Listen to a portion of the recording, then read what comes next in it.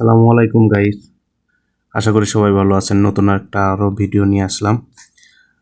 আজকের ভিডিওর টপিক তেমন কিছু না, আসলে আমি যেখানে কাজ করি এখানেই ছোট্ট একটা ক্লিপ নিলাম, তো ভাবলাম আপনাদের সাথে শেয়ার করি। এর জন্য ছোটোখাটো 3 খণ্ডে ক্লিপ নিয়ে শেয়ার করতেছি। এটা আমাদের কোম্পানির কোল্ড স্টোর রুম।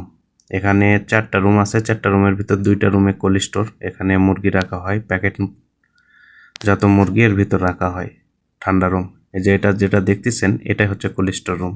এই দরজাটা খুললে এর ভিতরে মানে একদম ঠান্ডা এই রুমটা। তো এটারই হচ্ছে একটু সমস্যা হয়েছে। এখানে যে বক্স দেখতেছেন এই বক্সের ভিতরে কিছু তার শর্ট সার্কিট হয়ে গরমে আর কি নষ্ট হয়ে গেছিলো, সেগুলোই রিপেয়ার করতেছে। টেকনিশিয়ান আসছে, ইলেকট্রিক টেকনিশিয়ান এসে রিপেয়ার করছে। অলরেডি রিপেয়ার শেষের পথে।